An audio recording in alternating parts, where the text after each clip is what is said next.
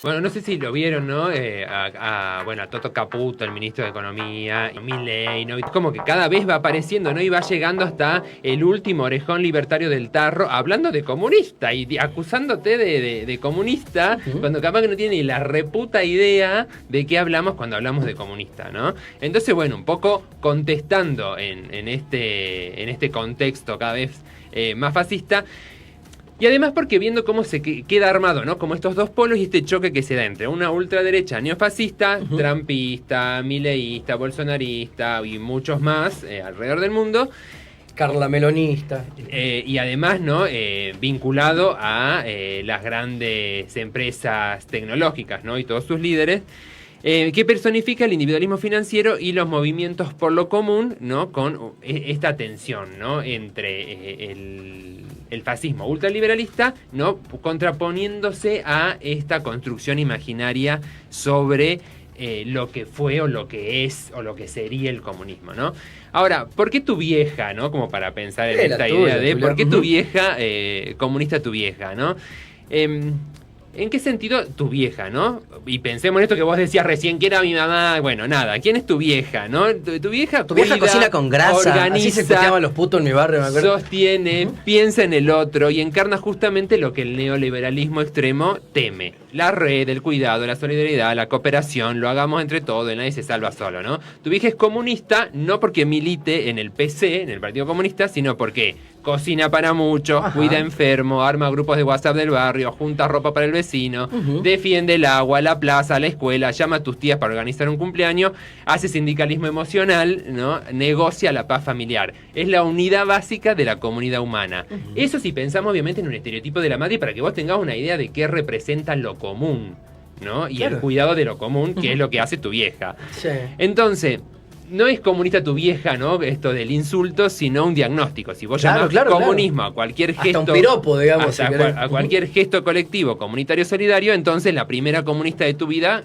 fue esa mina, esa vieja que te crió, ¿no? Esa comunista de tu madre. Qué piola que plantees esto, porque la imagen que se tiene, digamos, de una persona a la que se insulta como comunista, porque puede ser una denominación, como vos decís, una definición, o puede ser tomado como un insulto, ¿no?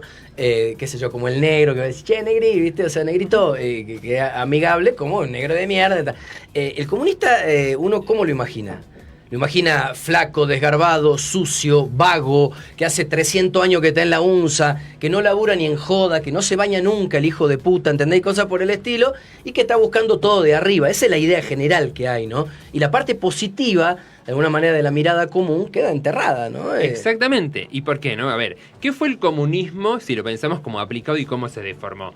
La idea original de Marx y del marxismo planteó la abolición de la propiedad privada de los medios de producción, la superación de las clases sociales y la organización de la economía en función de necesidades colectivas, un horizonte normativo y un método analítico sobre el capitalismo. En la práctica histórica, la Unión Soviética, Europa del Este, China, en sus variantes también, esa propuesta tomó formas de partidos de vanguardia, centralización estatal extrema, planificación obligatoria y en muchos casos represión política y burocratización, así que la tensión entre la intención igualitaria y la maquinaria autoritaria del poder estatal produjo esta deformación que hoy sirve como argumento contra cualquier política redistributiva, aunque las propuestas actuales de justicia social rara vez se parecen a lo que fueron esos regímenes. Entonces, ese es como el primer punto diferenciador, ¿no? Pensar que lo que se llama comunismo, lo que se entendió como comunismo aplicado durante el siglo XX, no es la idea original que tenía que ver con esta idea. No podés acusar hoy a un redistributista, por ejemplo, hoy, o que propone justicia social. En los términos del comunismo anexándole la violencia que llegó incluso a matar gente y el extremismo que tiene. Digamos. Stalin, un gran genocida, ¿no? O sea, el comunista. Y después separar, ¿no?, esta idea de que también entra en esto del comunismo, que es el colectivismo, el comunitarismo y lo común, ¿no? Porque cuando hablamos de colectivismo, que es donde se posiciona en general Milei cuando habla contra todo lo que tenga que ver con el colectivismo habla de la prioridad de decisiones e instituciones que favorecen bienes compartidos y responsabilidades sociales por encima del interés puramente individual. Pensemos hoy Mendoza y el agua. ¿sí? Sí, Mendoza, hablando de una quilombo provincia donde creo que sacó el 70% el gobierno nacional. Bueno, hoy está la mayoría de los mendocinos oponiéndose a que se instale la minería del cobre, a pesar de que sus representantes, senadores y diputados votaron a favor de la ley, ¿no? Eso es como para pensar una idea de colectivismo. En tanto, el comunitarismo sería una filosofía política que rescata la identidad social y las obligaciones mutuas, crítica al atomismo liberal cuando desconecta al individuo de la trama social. Pensemos, si querés, las comunidades originarias peleando por su territorio, ¿no? Que hoy, en el caso de Salta, quedan desamparadas a partir de todas estas reformas que se hicieron con claro, hay que decirlo, los tejes y manejes de las leyes. Para ponerle el nombrecito o la parte técnica, el gobierno de Milei ha determinado en esta reunión que han tenido en la jornada de ayer, y salió el pelotudo de Adorni a comunicarlo, se elimina la imposibilidad de desalojo ante la tenencia precaria o ante la duda. Tampoco hay prurito moral, porque ya lo que te diga la ONU, las organizaciones internacionales, importa, claro, le chupan huevo, porque a Trump le chupan huevo. O sea, si a la principal potencia le chupan huevo, imagínate el resto. Y después lo común, ¿no? Esta idea de los recursos materiales y simbólicos gestionados colectivamente, bueno, agua, territorios, infraestructuras digitales, saberes, gobernadas por reglas y prácticas compartidas. Estas categorías se sobreponen en la práctica, todas apelan a sostener recursos y capacidades que ningún individuo podría asegurar por sí mismo. Que de eso se trata, ¿no?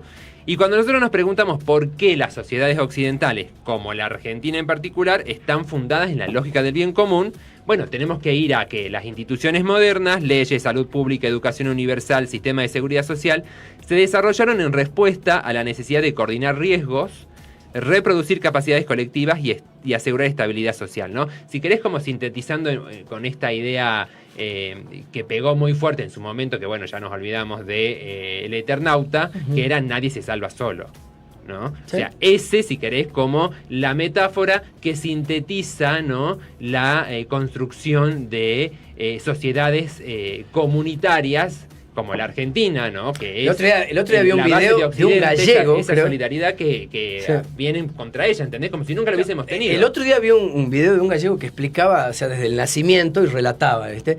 Nacés en un hospital público por el que no pusiste un peso. Te desarrollás en escuela, es brillante, porque te cuenta toda tu vida como argentino, desde el día que llegaste al puto mundo, y cómo toda esa unión común y ese resguardo que tenemos de poder tirarnos para atrás los argentinos y saber que va a haber alguien en algún momento, por más que te golpees 4 o 5 veces tirándote, ya a la quinta va a haber alguien que te agarre y te sostiene. Y te lo explica de una manera brillante porque va justamente a lo emotivo. Es lo que estás haciendo vos con el tema de la madre, pero planteando al Estado como tu madre. Es decir, incluso mostrando cómo la contuvo a tu propia madre y cómo llegás y transitas toda una vida hasta la adultez, en el caso de ser un hijo de un pobre o de alguien de clase media baja, por ejemplo, que en la puta vida vas a tener que pagar por algo. O sea, el esquema de mi época, yo he sido sostenido por el Estado a lo largo de toda mi vida. Estudié siempre en escuelas públicas. Pero si querés reducir a la idea de que de lo pago o no lo pago es gratis, en realidad ya lo está pagando. El 21% del IVA que nos cobran con cada cosa que consumimos, estamos sosteniendo ese servicio. Pero te habla como figura humana disuelta de tu familia, separada de todo, ¿entendés? Decir, bueno, vos llegás y los médicos te van a ir a atender, no importa si tenés más. Si tu vieja se murió y tu papá se murió en un accidente y vos estabas solo en el sillón y te quedaste, te van a atender, te van a salvar. Eso, había alguien que te iba a cuidar. La comunidad organizada y la solidaridad entre humanos, entre seres humanos con ciertos roles dentro del contexto social que, se institucionaliza. Entonces vos tenés un hospital público. Pero es la idea de la comunidad organizada y la solidaridad dentro de la sociedad. Después, o sea, por eso tampoco es comparar constantemente, o sea, yo traigo lo de la madre con esta idea de unos roles básicos que cumple, que si vos lo traspolás, no a la idea de madre, sino a los roles que cumple la madre, a lo que hace una comunidad organizada con el cuidado mutuo, ¿no? O sea, todos somos un poquito madre, digamos, nos vamos transformando en células. Porque nos estamos cuidando entre todos. O sea, esa sería, ¿no?, la idea del comunismo. Entonces, ¿cuál es el miedo al comunismo, ¿no?, y sobre todo en su versión imaginaria, ¿no?, y que combina 3 capas distintas que conviene separar para entender, ¿no?, qué es lo que le asusta tanto a esta ultraderecha, que en todos lados, ¿no? O sea, no solamente está en Argentina, sino, bueno, hoy, por ejemplo, la vemos a la Premio Nobel de la Paz, María Corina Machado, que empezó bastante bien con una línea opositora y de resistencia al autoritarismo del socialismo venezolano, más de Chávez de Maduro, bueno, hoy es una aliada ultraliberal cuasi fascista a Trump, ¿no? Eso es lo más contradictorio de que Corina Machado haya recibido, por ejemplo, el Premio Nobel de la Paz, que salió de ese discurso de cuidado, de solidaridad de los venezolanos, con el que empezó luchando contra los excesos que cometía la dictadura de Maduro.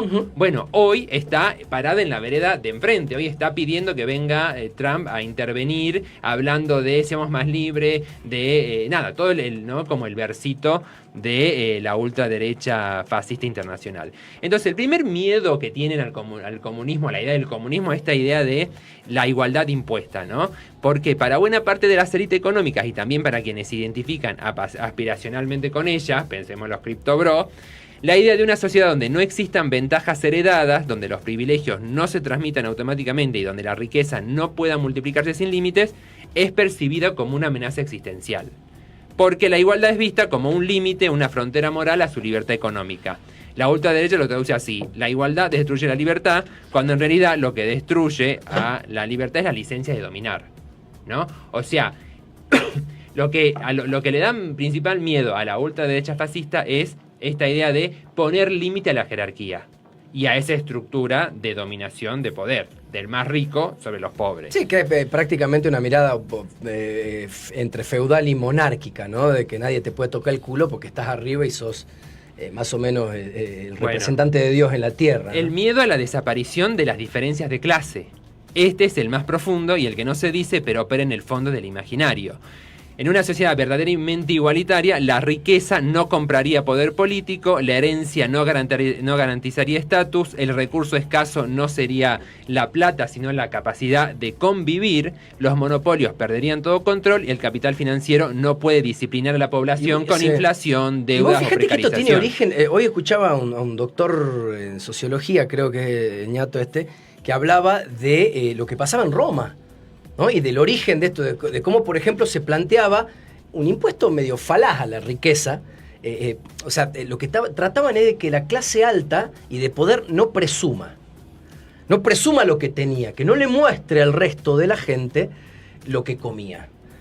Que el resto de la gente no pueda vestirse como se vestían algunas personas, bueno, pero justamente había una separata de los ciudadanos y de esa gente que salía de vez en cuando para que todos se admiren con sus ropas, con sus aromas, pero no había forma de que vos lo veas comiéndose la patota esa que estaban metiéndole adentro mientras la gente se cagaba de hambre afuera. O sea, la idea era justamente... No había exhibicionismo. Eso, ¿no? Claro, pero había... quienes mandaban, el DERPO, instruía a su clase para no andar bandereando, decir, mirá todo lo que como hacen estos hijos de puta. Ahora. Claro, que tiran manteca al techo, se te cagan de risa y te humillan, burlándose de tu carencia y mostrándote todo lo que vos no podés hacer, incluso poniéndote en tela de juicio, que este negro de mierda que quiere viajar a Brasil. ¿De dónde sacó que podía ir de vacaciones o comprarse un auto, el pelotudo digamos, ¿viste? O sea, pero hoy ya se lo confiesa. Que ni siquiera lo hace un heredero, sino uno que se enriqueció con la política o como funcionario público. Claro. ¿no? Bueno, Cornejo, por ejemplo. No necesariamente. Sí, yo creo Cornejo. Apellidos más marrones hacen lo mismo. Es verdad. Y peor. Romero, por ejemplo. ¿Cómo controlo a...? Bueno, nada. En esta idea de la desapreciación de las diferencias de clases, ¿no? La pregunta es, ¿qué pasa si todos tenemos derechos real al bienestar? ¿Cómo controla una sociedad que no necesita mis empresas ni mis mercados para sobrevivir? Por eso la narrativa anticomunista mete todo en la misma bolsa, ¿no? Justicia social, economía cooperativa, redistribución, convenios colectivos, derechos laborales, políticas comunes, bienes comunes. Todo se etiqueta comunismo, aunque no tenga nada que ver con Marx. Claro, la idea es ir a contramano de la felicidad de la gente, digamos, básicamente, ¿no? O sea, digo, con este discurso es cuestionando cualquier derecho a estar bien. Digamos, simplemente, no decir, no, bueno, si vos estás bien, está mal la cosa. Otro punto es el miedo a perder la identidad individual. Muchísima gente, incluso no rica, ¿no? Teme que lo común lo borre, ¿no? O sea, borrar la diferencia individual. Claro. Existo a partir de mi distingo, digamos, porque tengo el auto que vos no tenés. El neoliberalismo instaló un ideal: soy yo solo contra el mundo, mi éxito es mío, mi fracaso también. La comunidad implica negociación, límites, cuidado mutuo, responsabilidad por el otro. Y vergüenza. para una cultura, y vergüenza, para una cultura hiperindividualista, esto se siente como una amenaza al yo, por eso se repite, el colectivismo te obliga a ser igual a todos, ¿no? Entonces, cuando en realidad lo común, bien gestionado, libera al individuo de la precariedad que lo obliga a competir sin parar, ¿no? Como para acá tener como muy en cuenta y muy en claro a qué se está refiriendo, ¿no? Cuáles son todos estos fantasmas, que en realidad es otra vida. Una lectura interesante de eso que acabas de decir está en el libro La desaparición de los rituales de Bull-Yu Chang, el coreano que está de moda. Hace un análisis muy interesante. Bueno, escribe el hijo de puta cada 20 segundos, te saca algún tratado. Para mí inteligencia artificial. Pero la desaparición de los rituales es muy bueno. Es muy bueno, te da, o sea, una profundización muy balanceada y asertiva de la frase que acabas de decir. Bueno, en síntesis, el miedo al comunismo es el miedo a perder poder, privilegio, jerarquía y control. No es miedo a la igualdad, es miedo a que la igualdad sea posible. Aparte, si vos vinculás esto, poder, privilegio, jerarquía y control, ¿con quién lo vinculás? ¿Con qué actor social? Con los fachos, no sé. No, y con el macho. ¿Por qué te crees que todo este discurso... Pero vos porque andás buscando machos, no, yo todavía no, a mí me quedan todavía creo 2 meses, 3 meses. Sí. ¿Por qué te crees que todos estos discursos son... ahora cambias la onda, pero estabas recién bien entretenida, pero ahora que te digo, patriarcado y machismo, ya no le gusta tanto. Boludo, bueno, que sí, funciona así. ¿Por qué te crees que los adherentes libertarios son todos machitos fascistas? Bueno, incels, pero a todos les toca esto. ¿Por qué? Porque ¿qué hace el avance del feminismo y el avance de, sobre todo, por ejemplo, no sé, en Estados Unidos las mujeres negras, que son muy fuertes, y a mí me gusta como mucho ese ejemplo, cómo se pararon las negras contra los mismos negros machistas, es esta cuestión de poder, privilegio, jerarquía y control, o sea, es ir contra el patriarcado. Entonces, este anticomunismo está vinculado absolutamente con sostener la jerarquía de dominación patriarcal, que no son los varones. Eso también hay que volver a eso, que es que todos, me dicen patriarcal. No, vos estás siendo una víctima igual o peor, porque tenés que cumplir tu rol dentro del patriarcado como hombre machito masculino. Entonces, no es miedo a la igualdad, es miedo a que la igualdad sea posible, que es lo que pasa con los varones cuando avanzan las mujeres con todas las demandas de igualdad. No es miedo a lo colectivo, es miedo a lo colectivo autónomo. No es miedo a un Estado autoritario, es miedo a un pueblo organizado. Por eso la ultraderecha dice comunismo cuando ve mujeres organizadas, pueblos por el agua, sindicatos fuertes, cooperativas, pero aparte movimientos lo dice sociales, desde un autoritarismo espantoso, digamos. Se para en ese autoritarismo para señalar el potencial autoritarismo del negro de mierda, digamos, porque esa es básicamente la idea instalada. Bueno, el fantasma del comunismo es en realidad el fantasma de la comunidad ejerciendo poder. Bueno, y lamentablemente para todos estos fachos anticomunistas, se le vienen tiempos difíciles porque, si querés, ya vamos ahí como a la perspectiva astrológica, todo marca que el poder vuelve a la comunidad organizada, o sea, les guste o no les guste, y va a desatarse ese enfrentamiento entre este individualismo extremo y entre esta comunidad organizada. Y nosotros sabemos tirar piedras. Y ustedes tiempo, no, pelotudos. Y en tiempo... Anoten eso, nosotros sabemos tirar piedras. Y ustedes no, y las balas tienen unas cuantas, nomás que no van a salir a perseguir en los F-16, culiao. No, porque sí, claro. Ya vi unos videos que muestran cómo se levantaron las chapas. Bueno, y para cerrar y contextualizar y recomendar, porque en tiempos de fachos y en tiempos fascistas, lo mejor que se puede hacer es consumir contenido y cultura. Bueno, hay una serie que está, para mí es la serie del año, que se llama Pluribus, que es de ¿dónde la encontrás? Gillian, en cualquier plataforma pirata, porque si no tenés que pagar Apple TV. Claro. Pero el showrunner o quien la crea la serie es el mismo de Breaking Bad, o sea que va con ese nivel. Los que vieron Breaking Bad saben que para mí es la mejor serie que vi en mi vida, digamos, a nivel producción. Sucede en el mismo lugar donde sucede Breaking Bad, que es Albuquerque. Claro, Nuevo México. Nuevo México, en Albuquerque. Bueno, ¿de qué se trata Pluribus? Pluribus, el nombre quiere decir, remite a la frase latina, unum, pluribus unum, de muchos uno. Y básicamente es muy interesante porque plantea toda esta discusión entre individualismo extremo y colectivismo, comunismo extremo. Se trata, es medio delirante, pero se recibe una señal extraterrestre, la decodifican en un sistema, es una señal de radio que tiene 4 componentes que son similares a 4 aminoácidos del ADN humano. La cosa es que lo que recrean en el laboratorio, ven que no pasa nada, qué sé yo, con los animalitos que estaban experimentando, pero una rata muerde a una de la científica y empieza a contagiar un virus. Ese virus lo que hace es crear una mente colmena. Entonces, de repente desaparece, no sé, los millones de personas en el mundo, les agarra como una convulsión y quedan de repente todos conectados. Como en la Matrix, digamos, como en la imagen donde están todos adentro de las cápsulas. No, porque esto es como nosotros, somos una mente colmena, desaparece ahí está, mira, el yo. ¿Y por qué siempre la falopa en el medio? ¿Qué tiene que ver la pastilla esa de la felicidad ahí al lado? No, porque ahí no, boludo, eso es un plato. Es una vela. Yo tengo mente falopero, entonces no era la publi. Sí. Ese es un plato o un vasito de muestras, de cultivo. Sí, ahora entendí. Entonces lo que está haciendo es hisopando, porque así empieza el virus. Claro. O sea, los primeros 5 que se contagian, el virus lo que hace es querer que se vaya multiplicando. Entonces todos se pasaban el hisopo por la boca y untaban panes. Es muy graciosa la serie, igual tiene escena desopilante. Y solamente quedan 13 individuos en todo el mundo no infectados. Separados de la mente colmena. Pero lo interesante esto es como el virus. ¿Qué pasa con esos 13? El virus del colectivismo, llevado al extremo. Entonces, ¿cómo sería el mundo colectivista, si querés, ¿no? Como la paz. Claro, y los otros 13 quedan para poder vivir eso. Iguales. Yo puedo, por ejemplo, yo ocupo, si quiero, soy médico, porque yo tengo el conocimiento de un médico, porque es una mente colmena, entonces todos compartimos el conocimiento y los recuerdos de todo, todos somos todo. No podemos ni mentir. No podemos ni mentir, claro. Exactamente. Es uno de los principios del ente este. No la voy a ver, entonces. O sea, un bajón. No, pará, no. Y quedó Carol es turca. Vamos con la mentira como bandera. Bueno, pará, pero es un individualista yanqui, escritora, que todo el tiempo ella está enojada y va contra porque ella plantea el individualismo extremo. Entonces ella quiere volver la humanidad a como estaba antes. Entonces constantemente, y lo que se sospecha de por qué es inmune, porque está tan estresada y tan llena de cortisol que no le agarra. No puede ser feliz, digamos, no le pega. No puede ser feliz. Eso que no le pega el faso. Individualismo. Entonces cada vez que ella tiene un ataque de furia contra algunos de los sujetos estos de la colmena, o sea, de los otros seres humanos que quedaron, genera una interferencia que termina matando 11 millones de personas con un solo ataque de ira, por la intensidad emocional que le generó al otro.